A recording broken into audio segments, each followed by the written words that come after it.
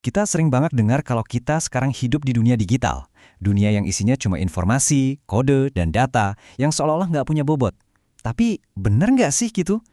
Gimana kalau fondasi peradaban kita yang sebenarnya itu justru tersembunyi padahal ada persis di depan mata?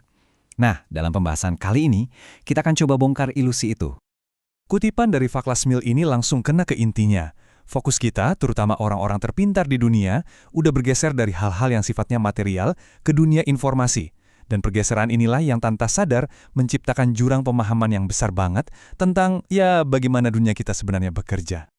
Coba lihat ini. Di satu sisi, kita mikirin hal-hal keren kayak microchip, AI, aplikasi, dan keuangan digital. Itulah yang kita kira menggerakkan dunia.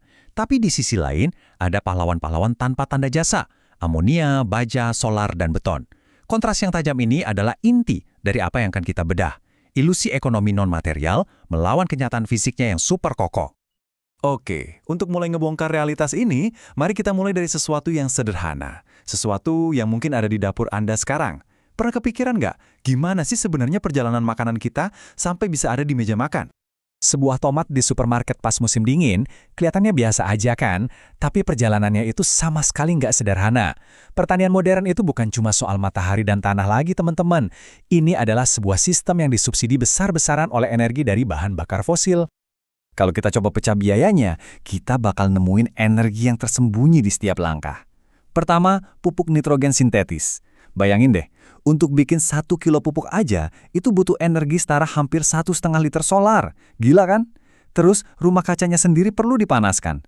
Dan terakhir, tomat-tomat itu harus diangkut ribuan kilometer jauhnya. Jadi total biaya energinya berapa?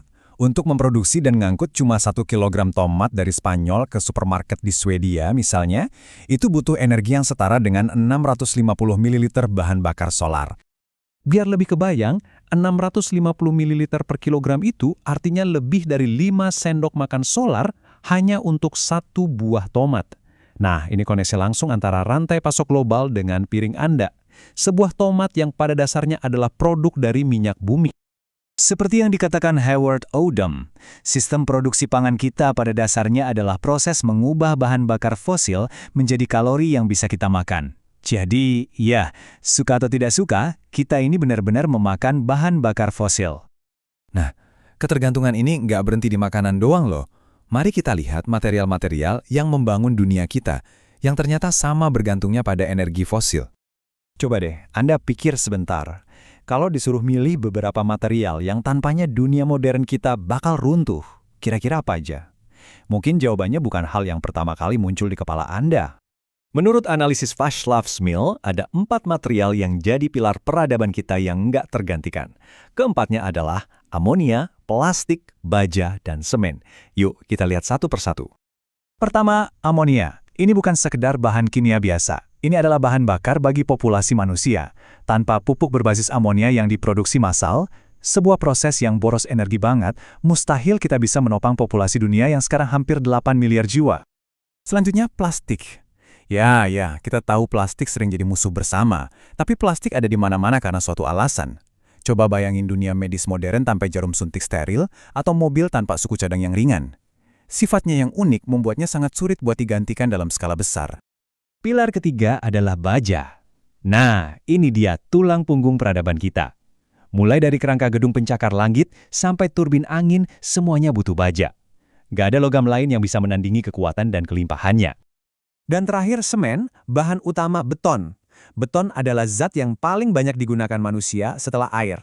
Jalan raya, bendungan, landasan pacu, sampai fondasi rumah Anda, semuanya bergantung pada material buatan manusia ini. Dan coba lihat skala produksinya. Angka-angka ini benar-benar luar biasa. Kita memproduksi miliaran ton semen dan baja setiap tahunnya. Ini menunjukkan betapa masifnya konsumsi material kita dan betapa besarnya tantangan untuk menggantikan pilar-pilar ini. Jadi kita punya makanan dan material yang diproduksi dalam skala raksasa. Pertanyaannya, gimana caranya semua ini bisa bergerak mengelilingi dunia? Jawabannya bukan sihir, tapi teknologi fisik yang sangat-sangat kuat. Sejarah globalisasi itu sejarah energi. Semuanya dimulai dari kapal layar, terus direvolusi oleh mesin uap yang bikin ada kereta api. Lalu datang mesin diesel yang mendominasi pelayaran global, dan turbin jet yang bikin perjalanan antar benua jadi hal biasa. Setiap langkahnya didorong oleh mesin yang lebih kuat dan lebih efisien. Oke, kita udah lihat ketergantungan kita yang sangat dalam pada bahan bakar fosil untuk makanan, material, dan transportasi. Sekarang, mari kita hadapi tantangan terbesarnya. Gimana caranya kita bisa beralih dari semua ini?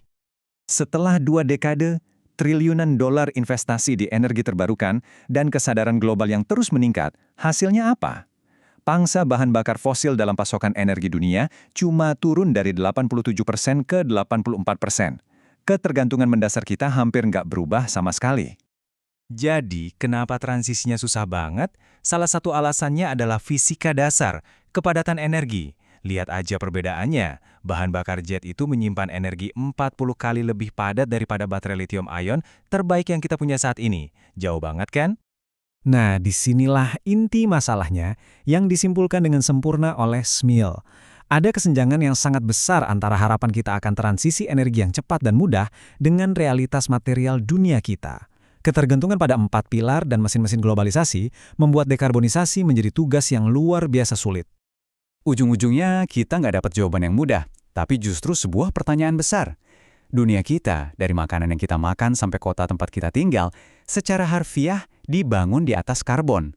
Memahami kenyataan ini bukan sekedar angan-angan, adalah langkah pertama untuk membangun masa depan yang berkelanjutan. Jadi apa langkah selanjutnya? Nah, itu adalah tantangan bagi kita semua.